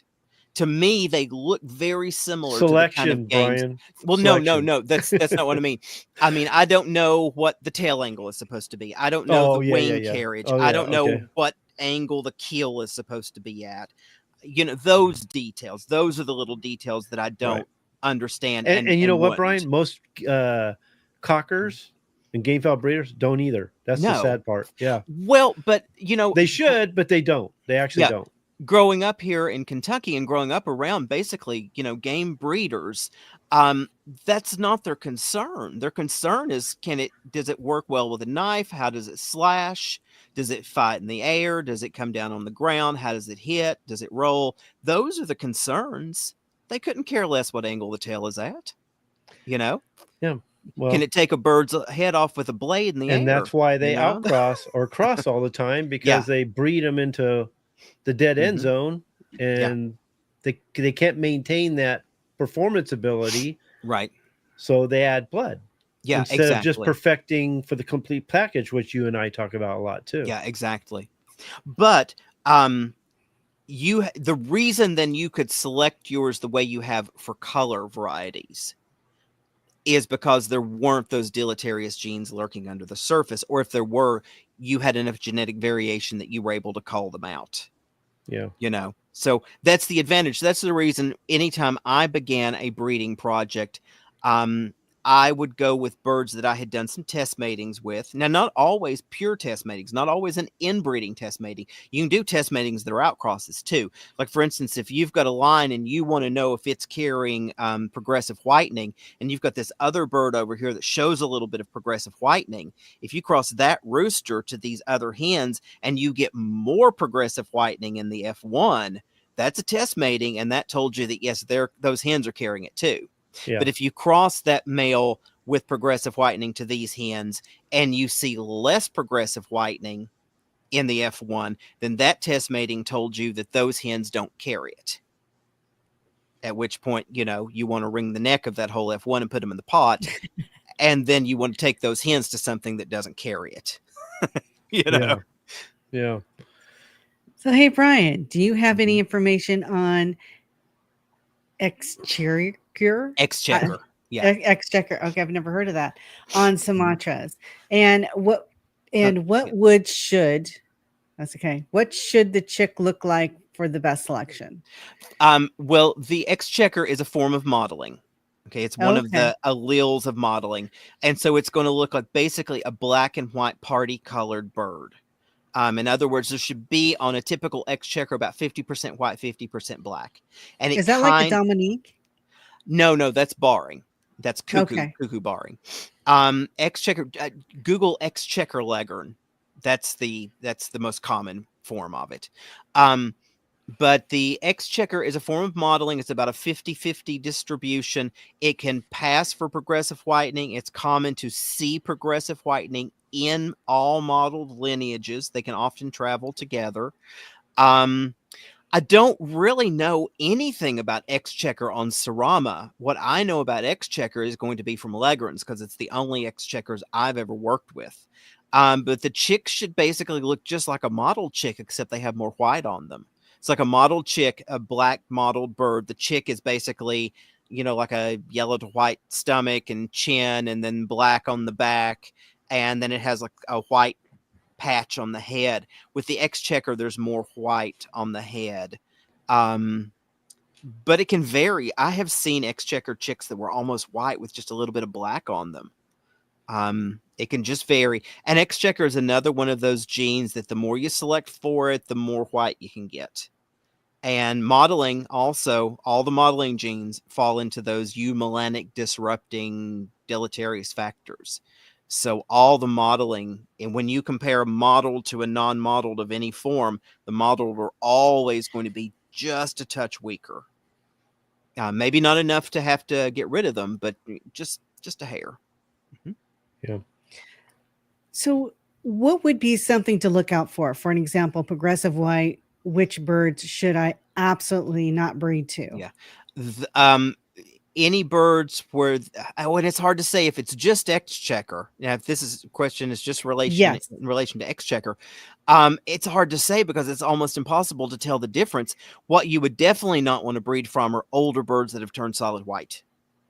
You'd want to steer clear of that. Yeah. But if you're talking about non-mottled birds, then you look for white at the base of the tail feathers. You look for white showing up in the wing feathers. You look for white showing up in the undercolor of the hackles, especially on males. And if you've got a line that's not mottled and you're seeing any of that and you don't want progressive whitening, don't breed from any of them. You can try crossing the hens of the line that don't show it out to another line that doesn't have it and see if you can get away from it. But where it's an RNA, it's not a Mendelian Punnett square kind of thing to get rid of it. The ratios I saw were something more like a 1:10 ratio, where like maybe if you were super lucky, 1 bird in 10 wouldn't have it in the outcross, or in the F2. But it's hard to get rid of because it's not a Mendelian gene, so it's not going to fall into normal, typical segregation patterns. All right. Just added Kenny and Brian's book Thanks. to my cart. Any other books that you guys recommend? Yeah. This one from Tony Seville on the American Game Fowl Standard. Mhm. That's a good book if you're breeding games. I'm not sure what he's breeding. Yeah. And this is, as far as healthcare and disease prevention, this one, Avian Disease Manual from AAP, the American Association of Avian Pathologists. To me, that's the best book to get. It gets right to the point. It really covers it. Has good examples in there, good pictures. There's a lot of books on healthcare. To me, this is one of the best ones. What I would recommend are the books by Fred Jeffries, F.P. Jeffries. And he wrote 2 books that I have that I really love. Now, I knew him when I was a kid. And he was an amazing man. He was a poultry breeder for exhibition, but also an actual trained scientist. So he's a poultry geneticist.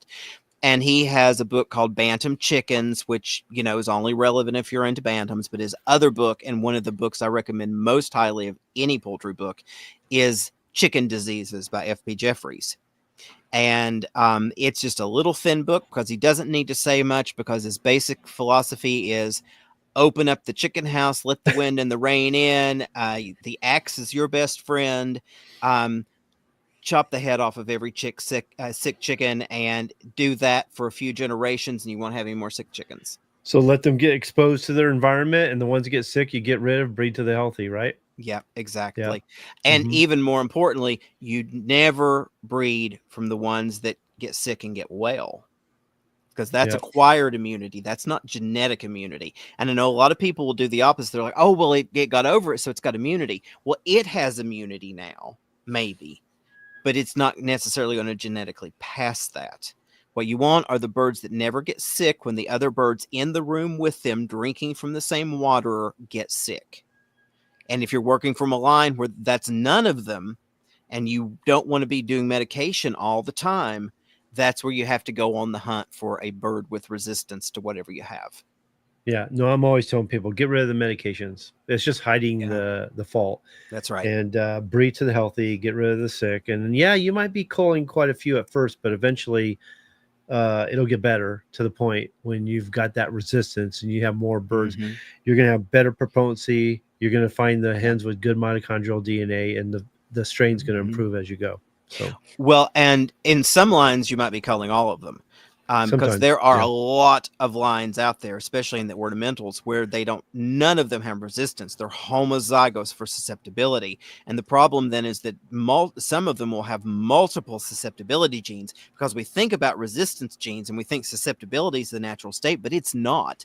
There are genes for susceptibility as well as genes for resistance. And let's say you've got a line that's got 6 susceptibility genes. Even when you find the resistant bird that has the true resistant genetics, and you cross him in, you're not going to see anything in the F1, and you might only see 1 in 10 or 1 in 20 or 1 in 100 in the F2. So that's a salvage project that is a massive undertaking and may not be worth the time. Well, it's almost impossible sometimes because Yeah. most birds are sick. From some of the farms, they medicate everything, they vaccinate everything, and so when we get to that point, because if they didn't buy sick birds or birds that were from a sick farm, they wouldn't get anything a lot of times. So Right. sometimes what I'll tell them is get the best birds you can. If they get sick, medicate them just to keep them alive enough to get some offspring on the ground, and then work them off that medication. If It may take that's a little possible. while. Yeah, if it's Yeah. possible. No, And yeah. in some instances it is, and in some instances it isn't. It depends Yeah. on the pathogen. But you're not going to find chickens anywhere that don't carry mycoplasmas. And even if you found some that don't have mycoplasmas, songbirds all carry mycoplasma and can pass it.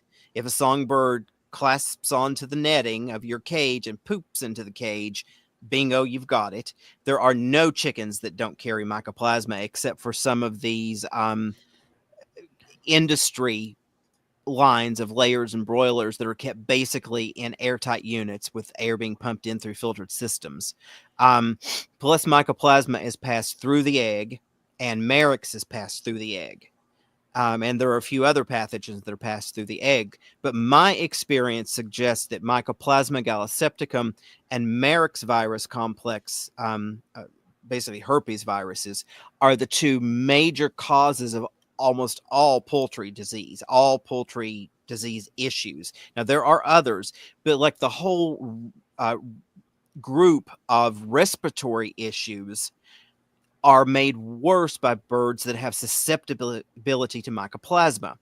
When you have mycoplasma, the mycoplasma colonizes the respiratory system of the bird, and it sort of, you could say, chews on the lining. It weakens the lining of the respiratory system.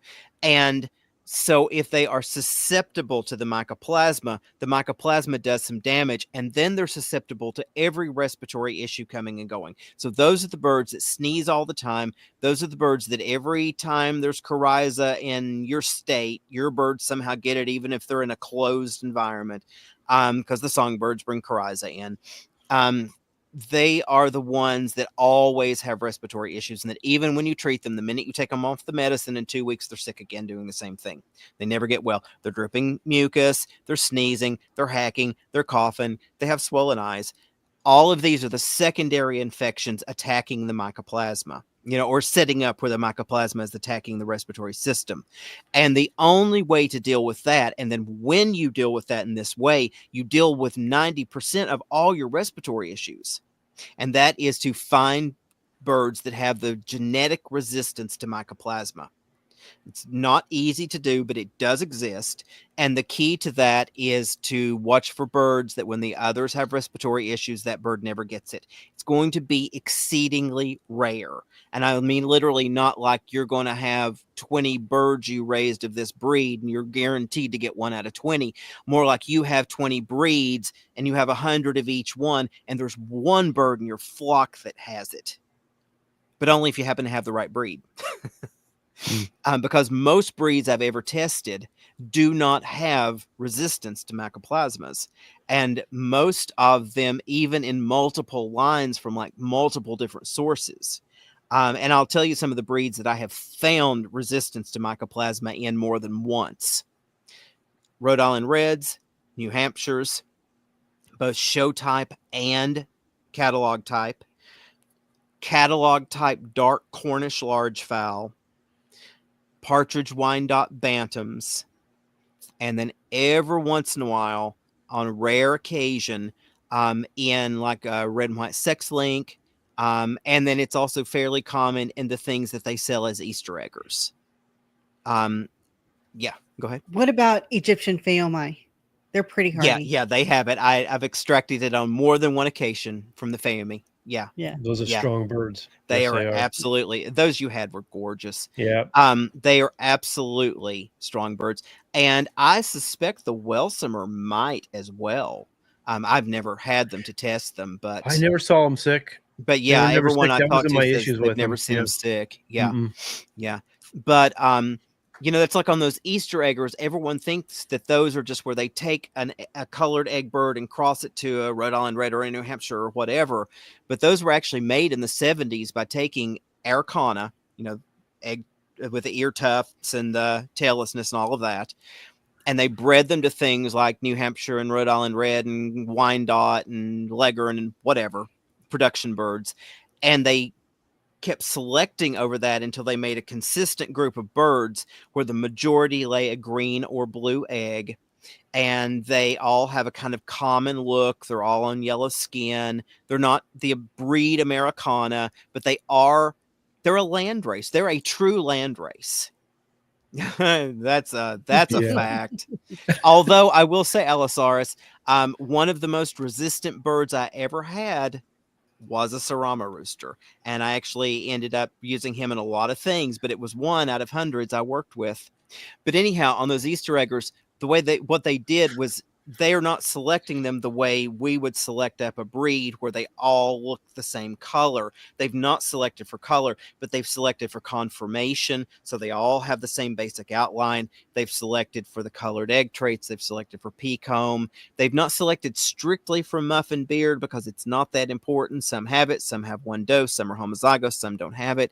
But generally, they are all fairly consistent for a certain group of genes. And one of the things, because of what they made them out of, they made them Wyandottes. There's another one. A lot of Wyandottes. Golden lace Wyandottes often have, especially the catalog type, not so much the show type, but the catalog type often have good resistance to mycoplasma. But and another place I found good resistance to mycoplasma was amongst certain lines of pit games, because they kind of have to. You know, if you can't breathe well, you can't hit well. If you can find some that aren't medicated to death. Yeah, exactly. But I mean, here in Kentucky, you can find some that aren't, or I did in those days, 20 years ago now or more. Well, things changed quite a bit in 20 years, believe it or not. Yeah, I've read that too, and I don't agree. I have done trials myself where I isolated birds and isolated the chicks, or where I, you know, have pulled them out and away from any environment where they could pick up Merrick's, and they still come down with Merrick's. There's a lot of misinformation out there on Merrick's. Plus, Merrick's is not a single disease. There's about 15 different forms of Merrick's. So there might be one that's not transmitted through the egg, but I think most of them are. And the mycoplasmas are definitely 100% transmitted through the egg, because I know the way the industry takes care of that when they want mycoplasma-free birds is that they go in and do a process to the eggs where they sterilize the eggs and kill the mycoplasma, and it kills the majority of the embryos, but the few that hatch then don't have it, and they can breed mycoplasma free from those. Yeah. Now, for the audio version, the statement is Allosaurus is a little bit confused because he has read from Penn State University that Merrick's is not transmitted through the egg. Is this incorrect? So we have the That's answer to that. Brian was answering. Yeah. Yeah. Also, Disco, if you are not a member yet, the book doesn't have as much information as the website, the Breeders Academy website. So the book is great, but if you want to get even more information, Make sure you're talking about my book, not Brian's, right? Yes, I'm talking Okay. about Kenny's book. Sorry, I didn't. No, I start that knew. one. Yeah. Well, I didn't know if other Yeah. people knew what she was saying. Yeah, Okay. exactly. I need to be more clear. The Breeders Academy website has tons more than Kenny's second book does. So if you haven't joined yet, I would go there as well. Yeah. Anything you want to say, Brian, to wrap it up? I know you want to talk a little more about your channel, get people to sign up and join yeah, you. I mean, I know it sounds cliche at this point, but you always hear the whole subscribe, like, hit the bell for notifications. That stuff really does help. It does. It's amazing what a difference that makes. So anyone, when you join, subscribe, and when you hit the little subscribe button, this little down arrow, if you hit that, it can let you choose if you get notifications for all of the videos or for the top videos or for an occasional video. And it helps the algorithm if you pick all of them, because that way you get notified in your notifications whenever I post a video. So that way you don't miss any. But let's see, a couple things. These are going to be going once every 2 weeks. They're going to go on Friday. They're typically going to go at like noon to 2 Eastern, something in that range. But another thing to look for here is where it says playlists on my page. Always go to the playlist, because I have a playlist that's public there that covers that's videos I like that I've found on poultry on YouTube. And it's other people's videos that you can go in, and it's not necessarily that I'm saying they're approved. It's just that there's something I liked well enough about them to keep them. And then some of your guest appearances are on there too. Exactly. I have guest appearances on there. And then I also have on there a playlist on my daylilies. I have a playlist just on general genetics of plants and animals. I have a playlist that's on plants. So there's several public playlists there that is information I think is good that's coming from other creators on YouTube, and I would want to promote that. And then in the playlists, my videos will be broken up into specific categories. So like if you're only interested in the chicken videos, then I'll have a playlist that's just my chicken videos. If you're only interested in my daylily videos, I'll have a playlist that's just my daylily videos. So I'll have one that's like just general genetics. I'll have a playlist that's all of the videos. So, be sure to use the playlist as something to sort of navigate the channel if you're, because it won't be long until there'll be a lot of videos up there. There's 6 there now. And I would recommend watching all of those. And the way I've structured this is that I start from the most general information, and we're going to work up to much more specific subjects. And then, again, like with subscribing, please comment, please like. Those things really help. But also, one of the things with commenting is I want to know what you're thinking, and I want to know what you're interested in. As I learn what you, the viewer, is interested in, I can start to tailor stuff in that direction. And I mean, I'm not going to do an individual consulting session for you as a video, just to be clear, but I will touch on the specific subjects that are of interest to you and that you want to know more about. Whether it's specific breeds or specific breeding methods or breeding strategies, or, whatever it is. I would be happy to start to formulate videos on those things in the future. And other than that, I'm not sure that I have anything else to say on it. Other than I hope you'll come and join and subscribe and watch them them all the way through, because that helps the algorithm too. And get the books, because having the books in your hand at the same time is a major benefit. Okay. Like I said, when my members watch the videos that Brian's done on my website, I encourage them all the time, get the books, check out the books, kind of go through them, write notes, underline things, highlight things, compare them to what he's talking about on the website and on the videos.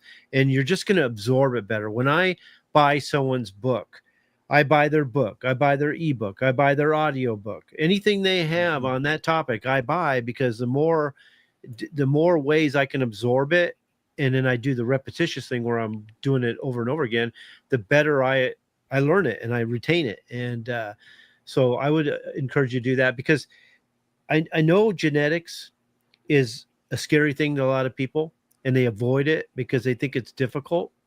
I think Brian does a great job of simplifying it. That's what I've done too.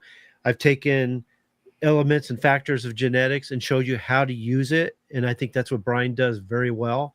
So this is something, you guys, I encouraged Brian to do it. I didn't think he would, but I'm so pleased that he decided to take it on, because I didn't think I would either. But we have very few people that understand this like Brian does, and take advantage of this while it's here, because who knows when he's going to say, forget this crap and leave.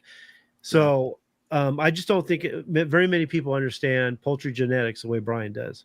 Well, thank you. And one other thing I would also say, the books will be useful to you when we're doing chicken videos. They're not going to help you much with daylily videos. And I'm going to be doing a lot of different subjects. This is not just a poultry genetics channel. It's important to understand that.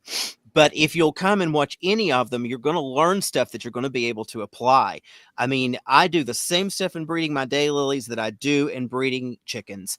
I've bred colubrid snakes the same way I breed daylilies, the same way I breed chickens. There's really not any difference. So whether I'm talking about colubrid snakes, or whether I'm talking about goldfish or chickens or daylilies or peonies or whatever I'm talking about, there's something you can learn in that. But if you want to follow along, thank you. If you want to follow along with what I'm doing, like on a daylily video, then you can go to my websites. I have 2 different daylily websites, and those are all in the show notes on every video. And those are also on the page there where it says the Art of Breeding, substack.com, and 3 more links. Those are the links to all of my web presence. So there's the Art of Breeding.substack.com. There's sundragondaylilies.com. There is daylilybreeder.blogspot.com. And then there's my Facebook for Sundragon Daylilies. Those are all linked there on the page. So like if I'm doing a daylily video and you're interested in that, but you don't know daylilies, you can follow along by going to either my Daylily Breeder blog, or you can go to my Sundragon Daylilies website, and all of that will be referenced there. You're welcome. And, I'm trying to make all of this interactive across everything I do, so that there's references for you to go to and read up more on what I'm talking about. But I'm going to also be touching on other things, because it's called the Art of Breeding, because I'm also an artist, and my artistic background informs everything I do as much as the scientific and practical. And I want to bring that together, because one of the things I'm really wanting to stress with this is how our lives is a holistic enterprise. Everything we do, every interest you have is in some way going to color or carry over into everything else you're doing. And that doesn't weaken it, it strengthens it. So there's a lot that I want to bring out and help you to understand, besides just, what the S allele does in chickens. Yeah. Okay. Anything, Nancy, you want to say before we wrap it up? No, I think we're all good. Okay. Great. I really appreciate it, Brian, you coming on. I hope You're welcome. I hope you get a huge response, and a bunch of people join and Thank you. take advantage of the consultation. I think it's well worth the money. And I want to thank all you guys for showing up and watching and contributing to the chat. It's your questions and your comments that really shape the show, and I appreciate it. Yeah. I want to thank everyone who showed up too and asked questions. It's great. And thank you, everyone who's subscribing. I really appreciate it. And I'll look forward to making more videos for you in the future. Cool. See you guys next week. Take care. Bye.